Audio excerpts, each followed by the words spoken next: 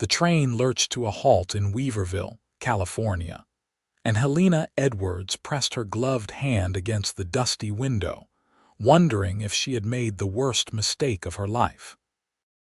The year was 1882, and she had traveled over 2,000 miles from Boston to meet a man she had never seen, a rancher named Xavier Mitchell, who had promised her nothing more than shelter and a place to call home.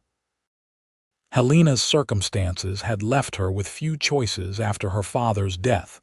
6 months earlier, had revealed debts she could never repay. The small inheritance she expected had been consumed by creditors, leaving her without family, without prospects, and without hope in a city that had suddenly become hostile territory. When her friend Mary had shown her the advertisement in the newspaper, she had read it 3 times before allowing herself to believe it might be an answer to her desperate prayers. Seeking a woman of good character to share ranch life in California. Must be willing to work hard and adapt to frontier conditions. No false expectations or romantic notions. The blunt honesty of the words had appealed to her more than flowery promises would have. She had responded with equal candor, explaining her situation without embellishment or plea for pity. His reply had been brief but not unkind, offering her passage west and a marriage of convenience if they found each other acceptable after meeting. If not, he would pay for her return journey or help her find respectable employment in San Francisco. Now, as she gathered her 2 small carpetbags and made her way down the narrow aisle, Helena caught sight of her reflection in the window. 23 years old, with dark blonde hair pulled back in a practical bun, gray eyes that her mother had once called the color of morning mist, and a face that was pleasant enough but would never turn heads. She wore her best traveling dress, a modest affair in deep blue that had seen better days but was clean and carefully mended. The platform was crowded with people, cowboys in dusty clothes, miners with weathered faces, women in calico dresses hurrying with baskets and bundles. Helena stepped down from the train, clutching her bags, and looked around for a man who might be searching for a mail-order bride. She had no photograph of Xavier Mitchell, only his description in his letter. Tall, brown hair, 31 years old, often wearing a black hat with a silver band. "Miss Edwards." She turned toward the voice and found herself looking up at a man who matched the description, but in a way that made her forget to breathe for a moment. Xavier Mitchell was tall, easily over 6 feet, with broad shoulders that filled out his worn leather vest.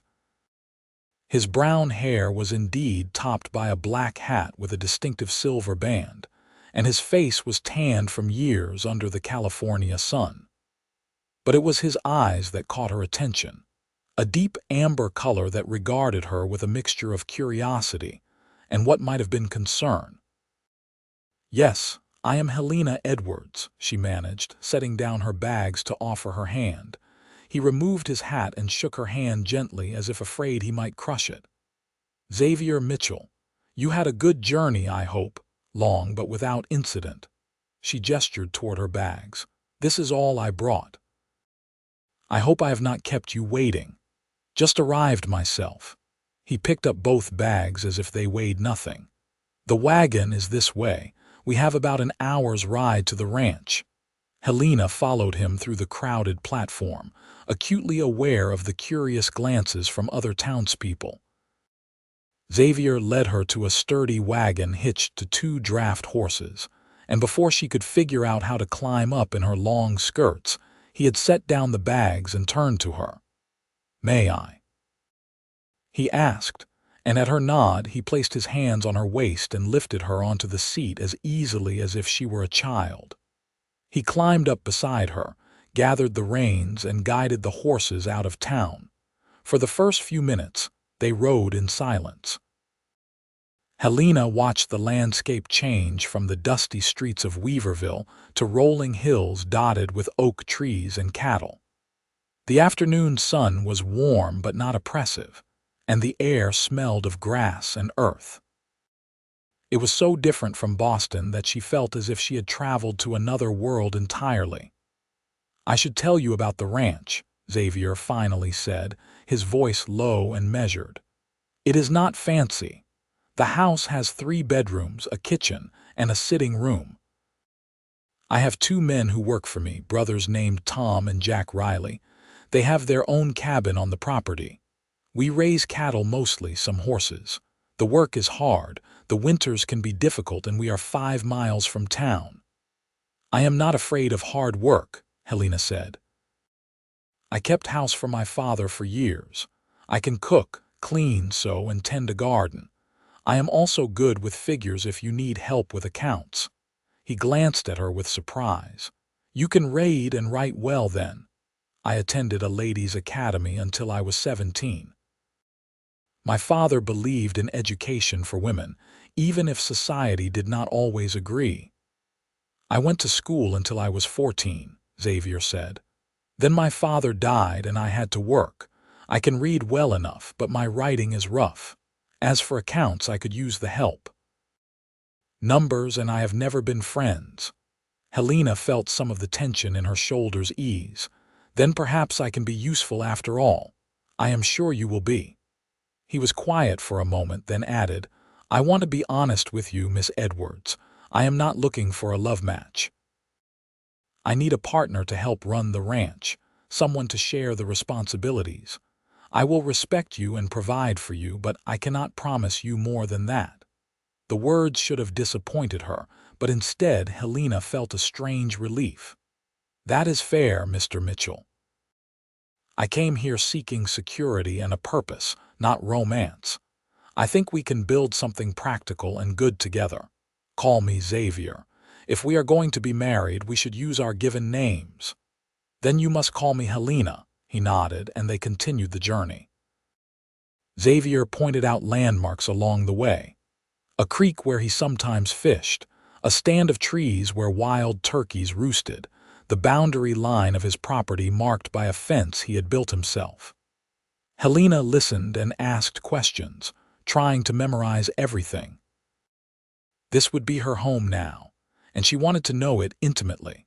When they finally arrived at the ranch, Helena saw a simple wooden house with a wide porch, a barn, several outbuildings, and corrals where horses and cattle moved lazily in the afternoon heat. It was more substantial than she had expected, clearly the result of years of hard work and careful management. Xavier helped her down from the wagon and carried her bags onto the porch. "I will show you around, then you can have the main bedroom. I have been sleeping in one of the smaller rooms. We can discuss our arrangement this evening after supper." The house was clean but sparse, furnished with handmade pieces that were sturdy rather than beautiful. The kitchen had a good cast iron stove, a large table, and shelves stocked with basic supplies. The sitting room held a sofa, 2 chairs, and a bookshelf with perhaps 20 volumes. Helena ran her finger along the spines: agricultural guides, a few novels, a Bible, and a book of poetry that looked well worn. "That was my mother's," Xavier said, noticing her attention. "She died when I was 12. The poetry was her favorite. May I read it sometime?" "Of course. Everything here is yours to use." He showed her the bedrooms. The main room held a large bed with a simple quilt, a wardrobe, a washstand, and a window that looked out over the hills. It was the nicest room in the house, clearly prepared for her arrival. "I will leave you to settle in," Xavier said. "I need to check on the cattle, but I will be back before dark. There is bread and cheese in the kitchen if you are hungry, and the well is just outside the back door." After he left, Helena sat on the edge of the bed and allowed herself a moment of uncertainty. What had she done? She had married herself to a stranger in a strange land, committed to a life so different from everything she had known. But then she remembered the creditors pounding on her door in Boston, the pitying looks from former friends, the cold reality of having nowhere to go and no one to turn to. Xavier had offered her a way forward, and she would make the most of it. She unpacked her few belongings, hanging her 2 other dresses in the wardrobe and arranging her brushes and combs on the washstand. Then she went to the kitchen and began to familiarize herself with the supplies. There was flour, sugar, coffee, dried beans, salt pork, and a variety of canned goods. A basket of eggs sat on the counter, and she found potatoes and onions in a cool cellar beneath the floor. Helena decided to make a proper supper. She built up the fire in the stove, set beans to soak, and began making biscuits from scratch. As she worked, she felt some of her anxiety fade. This was something she knew how to do, something useful and productive. She would prove to Xavier that he had made a good choice, even if their marriage would never be a romantic one. The sun was setting when she heard voices outside. Xavier had returned with the 2 ranch hands he had mentioned. Helena quickly smoothed her hair and apron, then stepped onto the porch. "Helena, these are the Riley brothers," Xavier said. "Tom and Jack, this is Miss Edwards, who will be my wife." Tom was the older of the 2, perhaps 28, with red hair and a friendly smile. Jack looked to be about 25, quieter than his brother but with kind eyes. Both removed their hats respectfully. "Pleased to meet you, Miss Edwards," Tom said. "The boss said you were coming. It will be nice to have a lady around the place again." "I am pleased to meet you both," Helena said. "I have made supper if you would like to join us. There is plenty." The brothers exchanged a glance with Xavier, who nodded. "That would be kind of you," Jack said. "We usually cook for ourselves, but we are not very good at it." They washed up at the pump while Helena set the table. She served the biscuits with butter she found in the cellar, along with fried eggs, beans, and coffee. It was simple fare, but the men ate with enthusiasm. "These biscuits are better than anything we have had in months," Tom said around a mouthful. "No offense, boss, but your cooking is barely fit for consumption." Xavier almost smiled. "None taken. I know my limitations." After the meal, Tom and Jack thanked her profusely and returned to their cabin. Helena cleared the dishes while Xavier banked the fire. When she finished washing up, she found him sitting on the porch, looking out at the darkening hills. "May I join you?" she asked. "Please." He gestured to the chair beside him. They sat in comfortable silence for a while, listening to the evening sounds, crickets chirping, cattle lowing in the distance, the soft hoot of an owl. The stars were beginning to emerge, brighter than Helena had ever seen them in the city. "We should discuss the particulars of our arrangement," Xavier finally said. "I would like us to be married by the minister in town as soon as possible. It is not proper for you to live here otherwise, and I do not want you subjected to gossip." "I agree," Helena said. "When can it be arranged?" "The minister, Reverend Thompson, comes through Weaverville every 2 weeks. He will be back in 4 days. If that suits you, I will speak to him then." "That suits me well. Until then, you have the main bedroom and I will stay in the smaller room. After we are married, the arrangement can continue or change as we see fit. I will not force myself on you, Helena. If we share a bed, it will be because we both wish it." His directness was startling but also reassuring. "Thank you for your honesty, Xavier. I appreciate your consideration. I want you to be comfortable here. This is your home now, no matter what happens between us." He turned to look at her, his amber eyes serious. "I know you came here because you had few options, but I hope that in time you will find contentment in this life. I may not be able to offer you much, but what I have is yours." Helena felt unexpected warmth bloom in her chest. "You have already given me more than you know. You have given me a purpose and a place to belong. That is no small thing." Over the next 4 days, Helena settled into a rhythm at the ranch. She woke early to make breakfast for Xavier and the Riley brothers, spent her mornings tending the house and garden, and used the afternoons to begin organizing Xavier's chaotic account books. The numbers told a story of a man who worked hard but struggled with the business side of ranching. She found discrepancies, missed payments from buyers, and opportunities for better pricing that he had overlooked. Xavier was impressed when she showed him her findings. They sat at the kitchen table after supper, going over the ledgers by lamplight.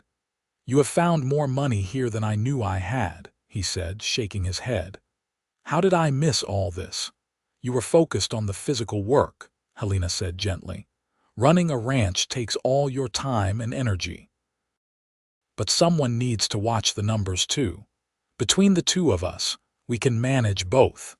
We make a good team." He met her eyes across the table, and for a moment, something passed between them that felt like the beginning of real partnership. The day of their wedding arrived warm and clear. Helena wore her best dress, the deep blue one she had worn on the train, with her hair arranged in a softer style than her usual practical bun. Xavier wore a clean shirt and a string tie, his brown hair neatly combed, his face freshly shaved. Tom and Jack drove them into Weaverville in the wagon, both men dressed in their Sunday best, despite the fact that it was a Thursday.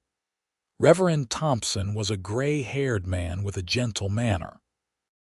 He met them at the small church on the edge of town, and they stood before him with the Riley brothers as witnesses. The ceremony was brief and simple. Helena repeated her vows in a clear voice, promising to honor and cherish Xavier Mitchell. When Xavier spoke his vows, his deep voice was steady and sure. "I now pronounce you husband and wife," Reverend Thompson said. "You may kiss your bride." Xavier hesitated, then leaned down and pressed a chaste kiss to Helena's lips.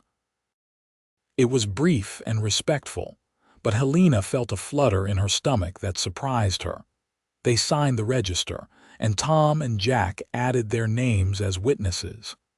As they left the church, several townspeople called out congratulations. Xavier held Helena's hand as they walked to the general store, where he insisted on buying her fabric for a new dress and ribbon for her hair. "You do not need to spend money on me," Helena protested. "You are my wife now. Let me buy you a gift." His tone was firm but not unkind. She chose a soft cotton in a pale green that reminded her of spring leaves, and Xavier added lace trim without asking. At the counter, the shopkeeper, a round woman named Mrs. Patterson, smiled at Helena. "Welcome to Weaverville, Mrs. Mitchell. It is good to see Xavier settling down at last. He has been alone too long." "Thank you," Helena said, feeling strange to be called by her new name. They had dinner at the town's modest restaurant, where the Riley brothers regaled them with stories of past roundups and local characters. Helena found herself laughing more than she had in months. These men had accepted her easily, without judgment or suspicion, and their warmth made her feel genuinely welcome.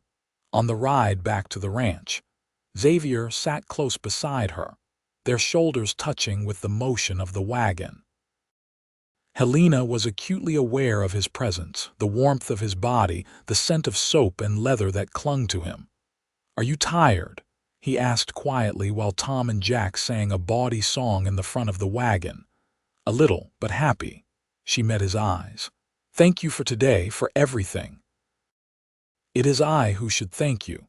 You have brought life back to that house. It has been too quiet for too long."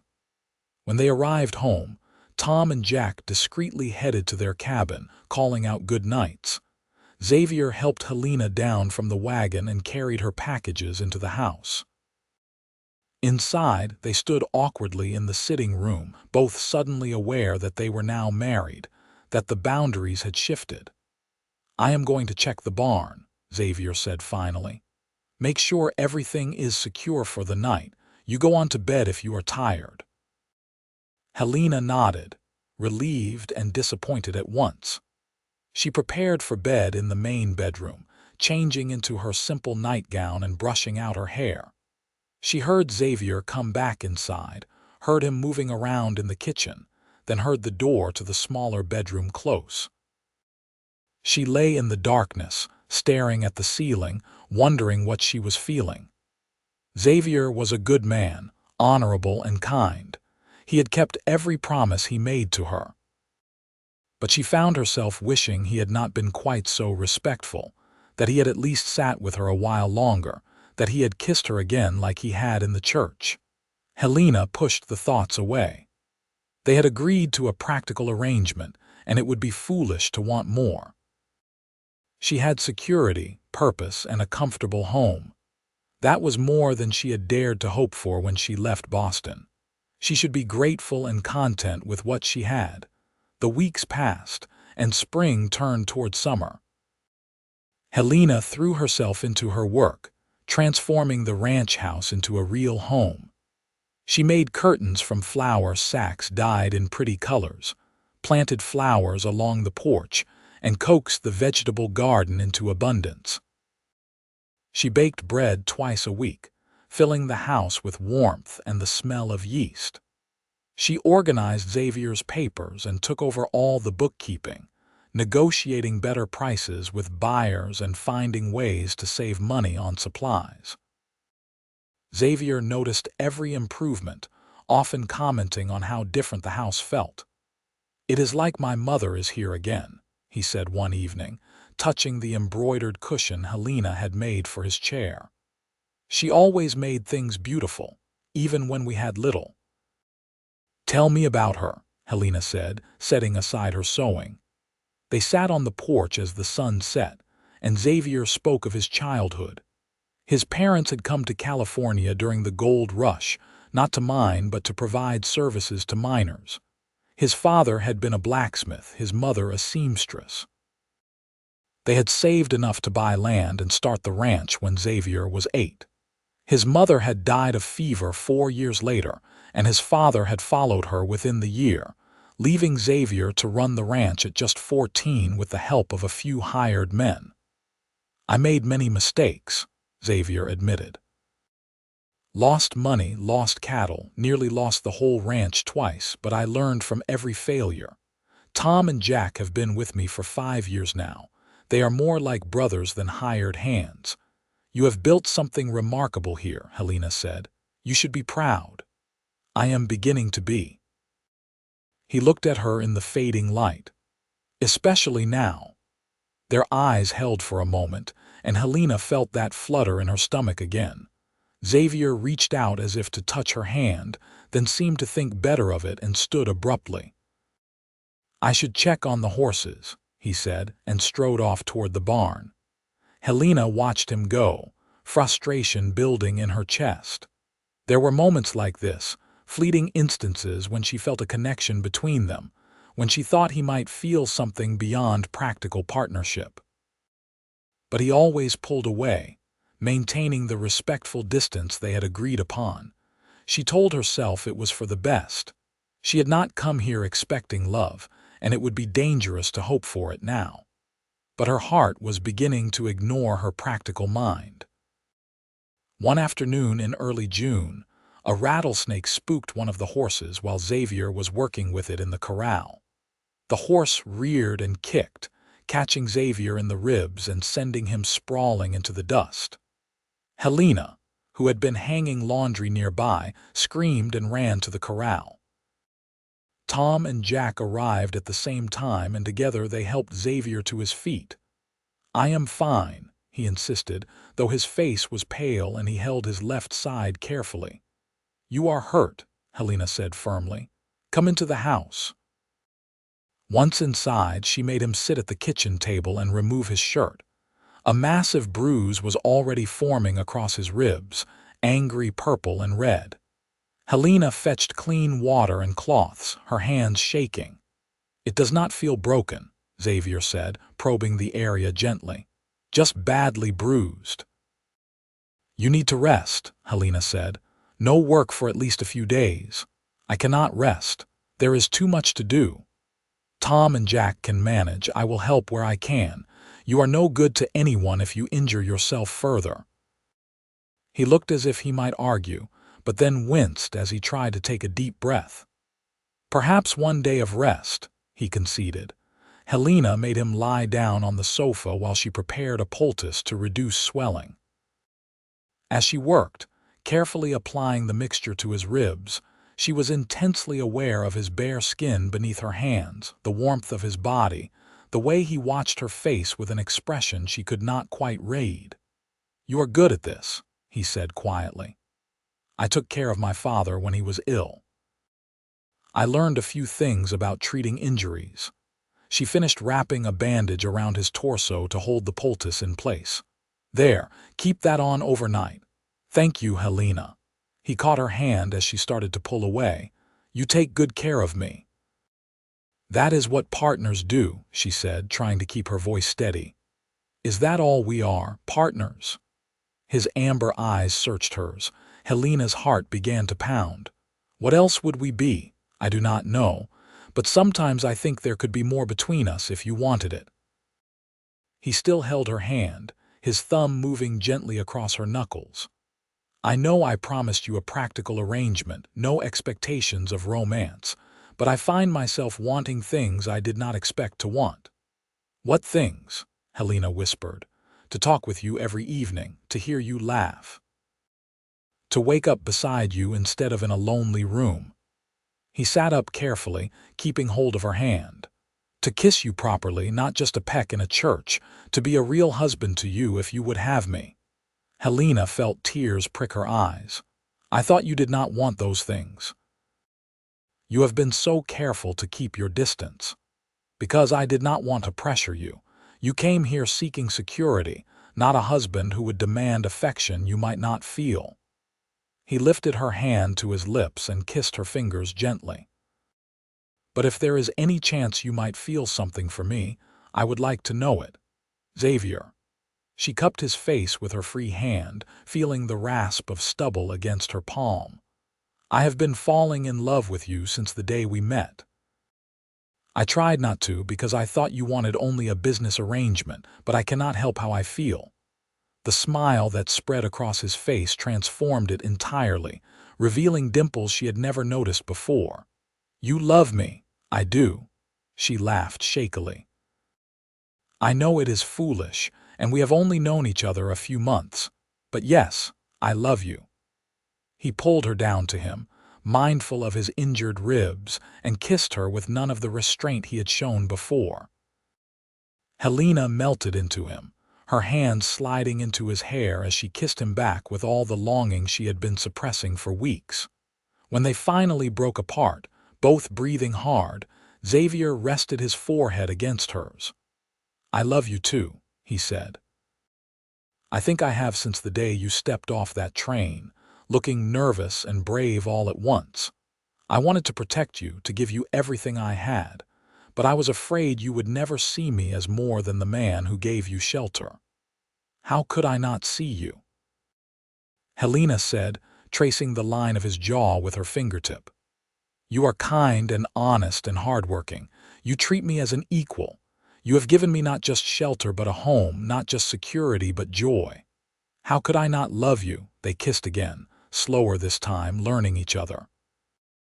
When Xavier winced and pressed a hand to his ribs, Helena pulled back reluctantly. "You need to rest," she said firmly, "and behave yourself. Will you stay with me?" "Of course." She settled beside him on the sofa, and he put his arm around her shoulders, tucking her against his uninjured side. They stayed like that as the afternoon faded into evening, talking quietly about everything and nothing. Xavier told her about his dreams for the ranch, expanding the herd, breeding better horses, maybe buying the adjacent property if it ever came up for sale. Helena shared her own hopes, for a real garden with vegetables and flowers, for improving the house, for building a life together that was more than just survival. When night fell, Helena helped Xavier to the main bedroom, the one that had been hers alone. He sat on the edge of the bed while she lit the lamp, then stood awkwardly. "I can still take the other room if you prefer," he offered. I do not prefer. She sat beside him. We are married, Xavier, and if you mean what you said about wanting to be a real husband, then stay with me tonight. Just to sleep, she added quickly, seeing the desire flash in his eyes. You are injured and need rest, but I would like to wake up beside you, as you said. That sounds perfect to me.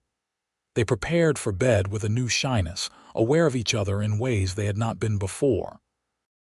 Xavier changed carefully into clean clothes while Helena turned down the bed. When they finally lay down together, Xavier pulled her close, careful of his ribs, and she rested her head on his shoulder. This is where you belong, he murmured into her hair. Right here. I know, Helena said, feeling a contentment she had never known. I am home. Xavier recovered over the next few days, though Helena caught him trying to do more than he should and scolded him back to rest. Their relationship had shifted into something new and wonderful. They touched constantly now, his hand on her back as he passed her in the kitchen, her fingers brushing his arm when she poured his coffee, stolen kisses throughout the day that left them both breathless. The Riley brothers noticed the change immediately. About time, Tom said with a grin when he caught them kissing on the porch. We were beginning to wonder if you two were actually married or just pretending. Xavier threw a rag at him, but he was smiling. Mind your own business, Riley. We are just happy for you, boss, Jack said more seriously. You both deserve to be happy.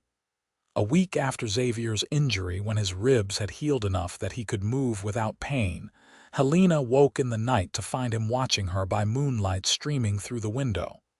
What is it? She asked sleepily. I am just looking at my wife, he said, brushing hair back from her face, wondering how I got so lucky. Helena smiled and moved closer to him. I am the lucky one. Should we agree we are both lucky? He leaned down to kiss her softly. That sounds fair. She kissed him back, then pulled away to study his face. Xavier, are you still in pain? I do not want to hurt you. I am fine. He understood what she was asking. More than fine. But only if you are ready, Helena. There is no rush. I am ready. She cupped his face in her hands. I want to be your wife in every way. I want all of you. They came together slowly, carefully, Xavier mindful of his healing ribs and both of them learning what pleased the other. It was tender and sweet, nothing like the cold transaction Helena had feared when she first agreed to become a mail-order bride. This was love, expressed in touches and whispers, and the joining of two people who had found in each other exactly what they needed.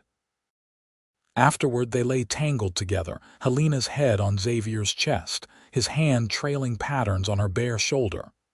That was worth waiting for, Xavier said, pressing a kiss to the top of her head. Helena laughed softly. It was indeed. I love you, Helena Mitchell. I love you too. She tilted her head up to look at him. Thank you for giving me everything. A home, a purpose, yourself. You gave me a life I never dreamed I could have. You gave me just as much, more even. You brought warmth and life back to this place. You made me want to be more than just a man surviving day to day. You made me want to build a future. He tightened his arms around her. I came expecting nothing either, you know, just a practical arrangement, but you gave me everything too, including yourself. They fell asleep wrapped in each other, and when Helena woke the next morning to find Xavier still beside her, his face peaceful in sleep, she felt a rush of love so intense it almost frightened her. This was her husband, her partner, her love. Whatever challenges lay ahead, they would face them together. Summer deepened, and the ranch thrived. The cattle were fat and healthy, ready for the fall sale. The garden produced more vegetables than they could eat, and Helena learned to preserve and can for the winter. She made pickles and jam, dried beans and tomatoes, filled the cellar with stores that would see them through the cold months. In late July, a letter arrived from Boston. Helena recognized her friend Mary's handwriting and opened it with trembling hands. Mary wrote with news from home, most of it inconsequential gossip, but at the end, she included information that made Helena's breath catch. Your father's creditors have been investigated for fraud. It seems they inflated the debt significantly, trying to steal what remained of his estate. The courts have settled the matter, and there is a small inheritance due to you after all, about $500. I can arrange to have it sent to you if you provide a bank in California. Helena read the letter twice, then sat down heavily at the kitchen table. $500 was not a fortune, but it was far more than she had expected to ever see again. That money could help expand the ranch, buy new stock, make improvements to the house. Xavier found her there when he came in for lunch, staring at the letter. "What is wrong?" he asked immediately, seeing her expression. "Nothing is wrong. Something is actually very right." She handed him the letter. "Read this." He read slowly, his lips moving slightly as he worked through the words, then looked up at her with wonder. "This is wonderful news, Helena. You will have money of your own." "We will have money," she corrected. "For the ranch, for our future." "No." He sat down across from her and took her hands. "That money is yours, Helena. It came from your father. You should use it as you see fit." "Xavier, we are married. What is mine is yours." "I did not marry you for money. I do not want you to ever think that." His amber eyes were serious. "Keep it for yourself. Have something that is entirely your own." Helena understood what he was trying to do and loved him for it, but she shook her head. "I appreciate what you are saying. But I have thought about our partnership, about what it means. You gave me everything when I had nothing. You shared your home, your life, your heart. This money is not much compared to what you have given me, but I want to contribute too. I want to invest in our future together." Xavier was quiet for a long moment. "What would you want to do with it?" "I think we should use part of it to buy better breeding stock. Tom mentioned that Henderson's ranch is selling some of their best heifers. If we could get a dozen, we could improve our herd significantly." She warmed to the subject, her mind already calculating. "The rest we could put aside for emergencies or for improvements. Maybe we could even add another room to the house someday." "Why would we need another room?" Xavier asked, then understanding dawned on his face. "Oh." Helena felt herself blush. "Well, if we are blessed with children someday, they will need somewhere to sleep." Xavier stood and pulled her up into his arms, lifting her off her feet and spinning her around. "Children," he said, setting her down but keeping her close. "Our children." I had not let myself think that far ahead, but yes, Helena, yes. I want that. I want everything with you. They traveled to Weaverville together the following week to arrange for the money to be transferred and to visit Henderson's ranch. The rancher, a gruff older man named Samuel Henderson, showed them his cattle with obvious pride. The heifers were indeed fine animals, healthy and well-bred. "I can let you have 12 for $400, Henderson said. "That is a fair price, and I will throw in delivery to your property." Xavier looked at Helena, who nodded. She had studied the market prices and knew this was reasonable. "We will take them," Xavier said, shaking Henderson's hand. As they drove home, Xavier kept glancing at Helena with a smile. "We just made a significant business decision together. That felt good."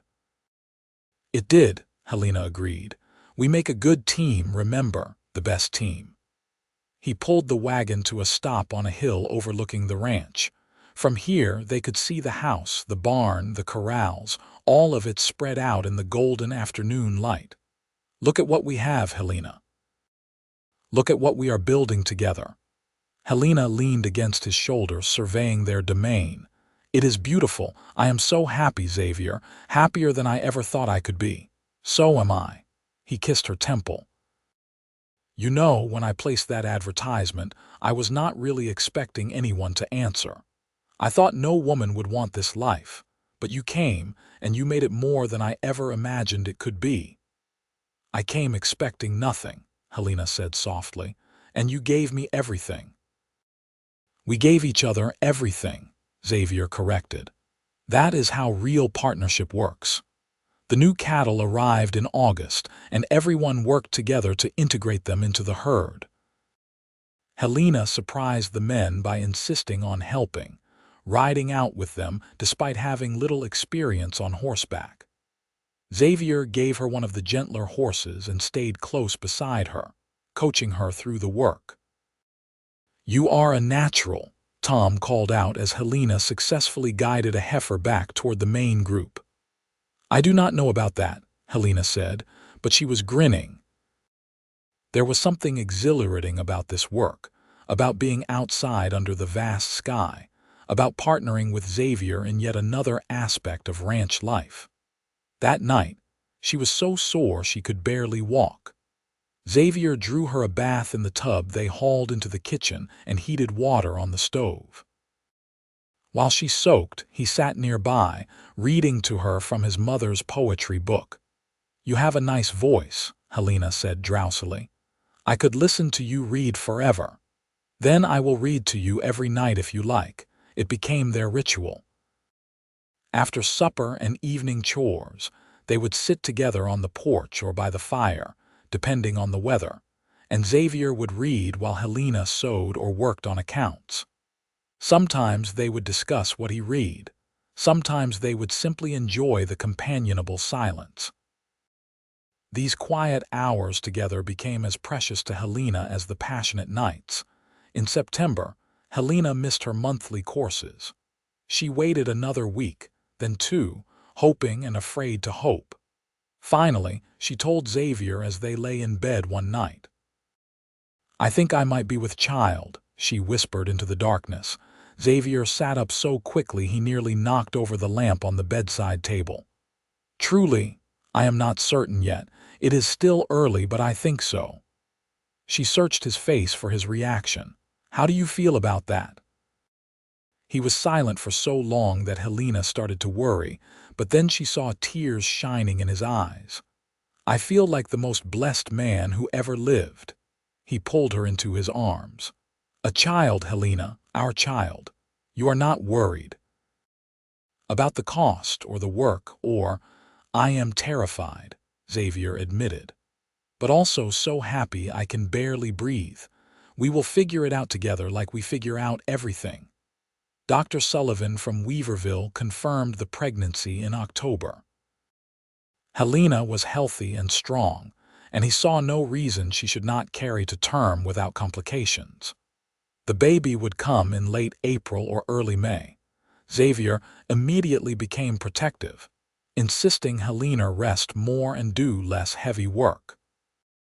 She argued that she was pregnant, not ill, but secretly enjoyed his attentiveness. Tom and Jack were equally excited, already planning to build a cradle and talking about teaching the child to ride. "Do not get ahead of yourselves," Helena laughed. "The baby must be born first." As fall turned to winter, Helena's belly began to swell. Xavier would place his hand on it every night, marveling at the life growing inside her. "How do you feel?" he would ask constantly. "Fat," Helena would answer, though she was glowing with health. "And happy, always happy." Winter was mild that year, with enough rain but not too much snow. Xavier and the Riley brothers focused on maintaining the property and caring for the expanded herd. Helena spent more time inside, sewing tiny clothes and blankets for the baby, preparing the smaller bedroom as a nursery. Christmas was a joyous affair. Helena cooked a feast and Tom and Jack joined them. They exchanged small gifts: gloves Helena had knit for the men, a new bridle for Xavier from the brothers, a rocking chair Xavier had made himself for Helena to use with the baby. They sang carols and told stories, and Helena thought how different this was from the lonely, desperate Christmas she had spent the year before in Boston. "Thank you," she told Xavier that night as they prepared for bed, "for all of this, for giving me a family again." You gave me a family too, Xavier said, kissing her and then her swollen belly. Soon we will be 3, or more someday, Helena said. I think I would like several children if you are willing. I am willing, he grinned. Very willing to do my part. Helena swatted his arm, laughing. Incorrigible man. The baby came on a warm May morning after a long night of labor. Dr. Sullivan attended, along with Mrs. Patterson from town, who had experience as a midwife. Xavier paced outside the bedroom for hours, Tom and Jack keeping him company, until finally he heard the sharp cry of a newborn. Mrs. Patterson opened the door, smiling. You have a son, Mr. Mitchell, a healthy boy with a fine set of lungs. Xavier rushed into the room to find Helena sitting up in bed, pale and exhausted but beaming, holding a tiny bundle wrapped in the blanket she had made. Xavier, look at our son.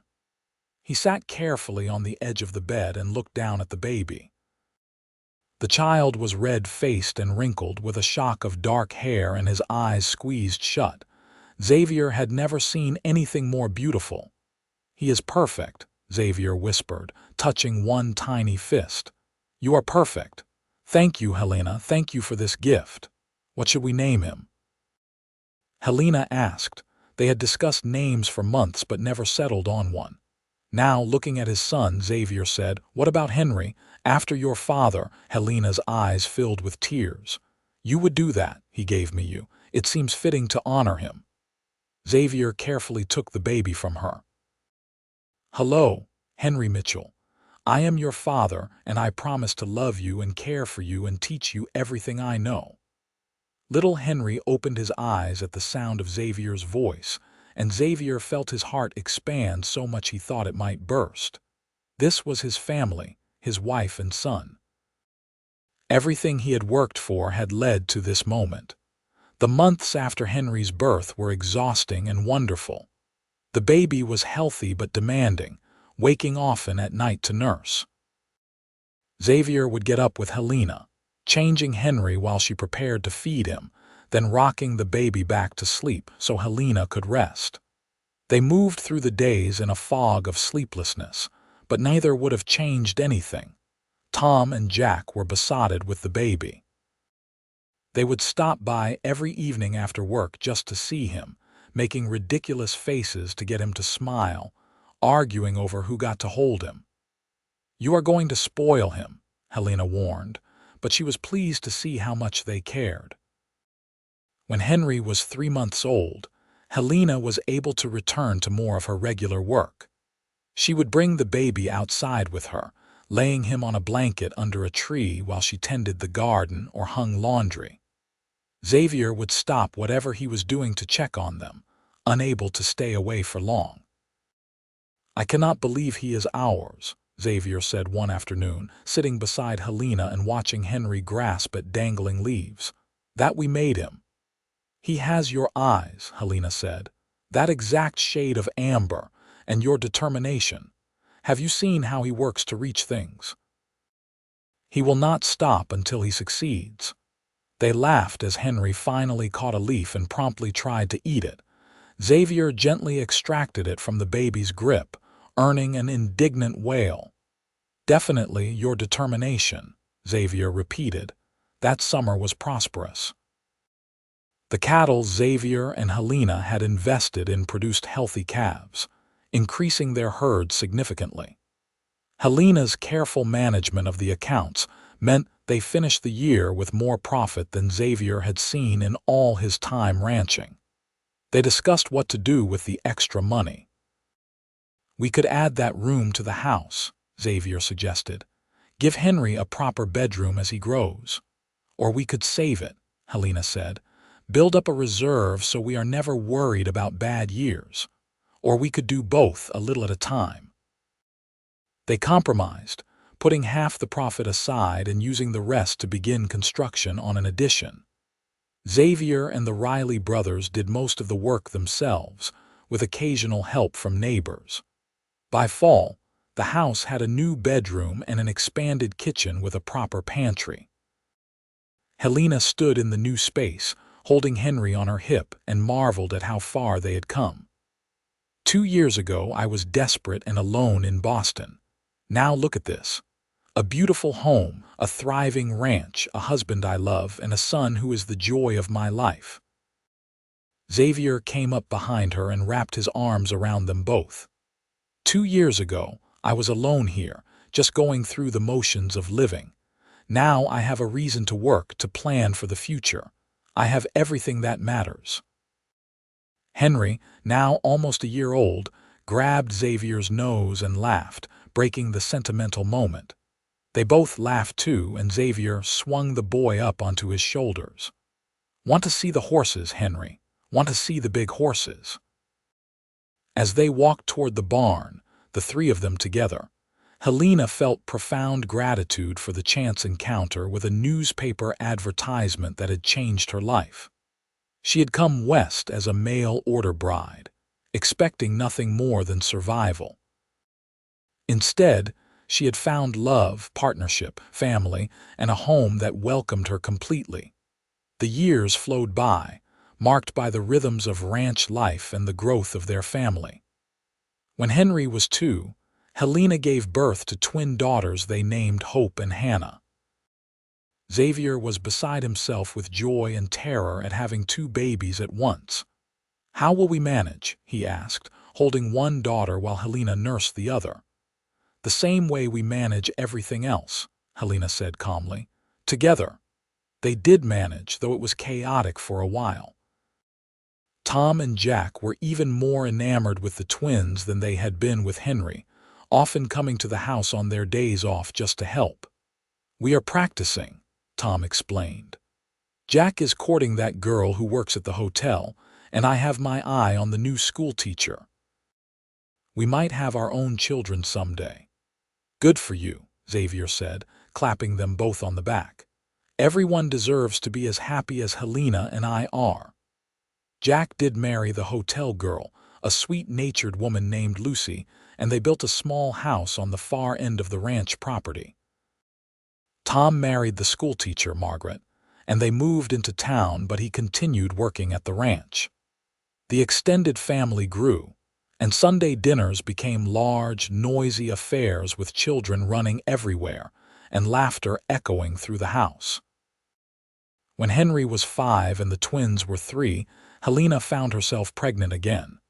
This time she carried the baby with practiced ease, barely slowing down even as her belly swelled. Xavier still worried, but Helena just smiled and kissed him. "We have done this before. I am fine." Their second son, Harold, was born in early spring.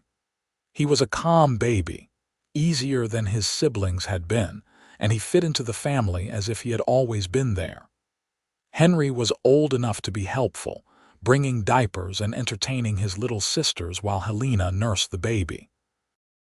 "Our family is complete," Xavier said, looking around the table at supper one night. 4 children, all healthy and happy, a wife he loved more each day, and a ranch that continued to thrive. "I have everything I could ever want." "Everything," Helena teased. "I seem to remember you talking about buying that adjacent property someday."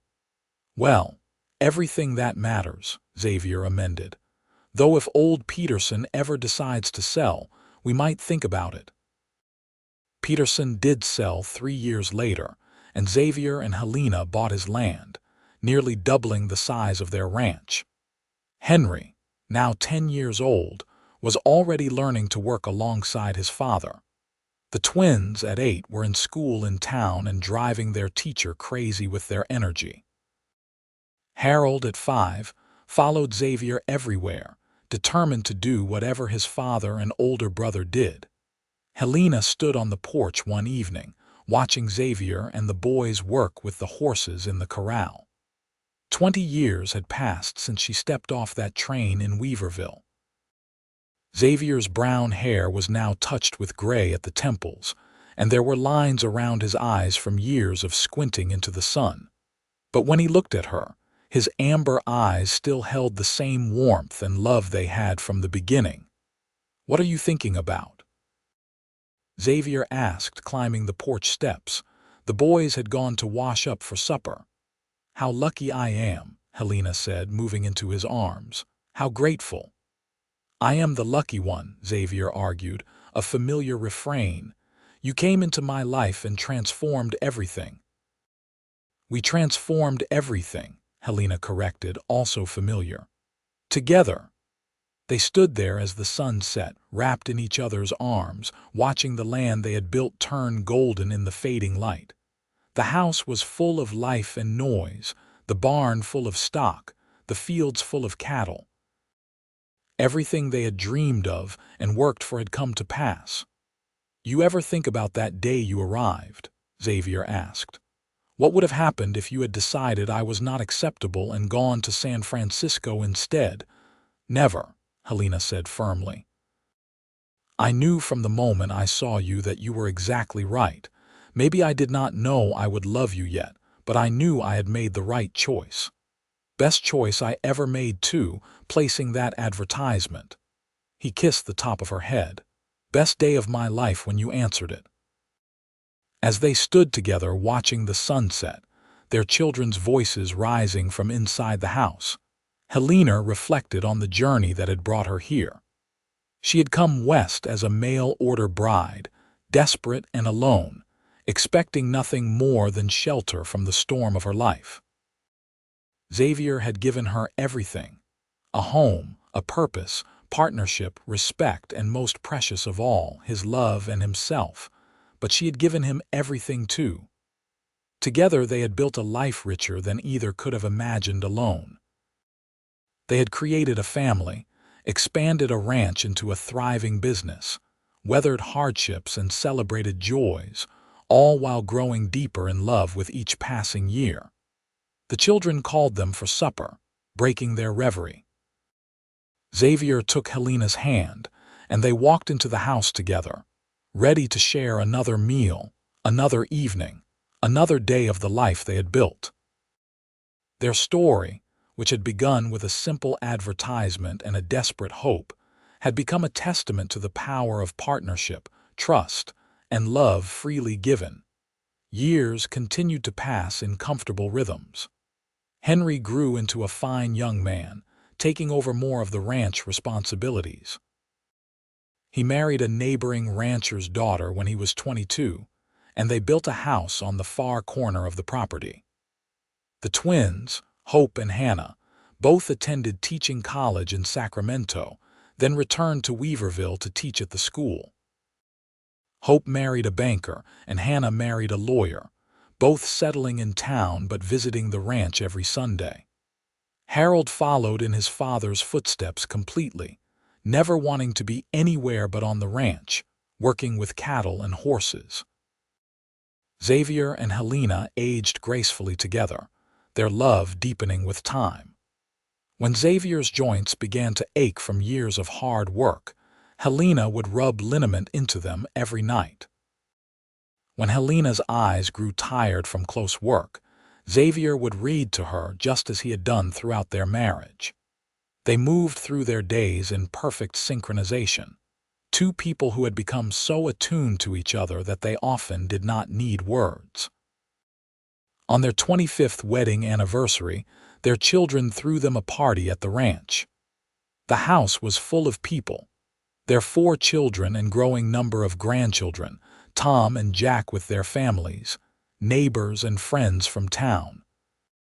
Someone had even tracked down Reverend Thompson, now quite old but still sharp, who had married them all those years ago.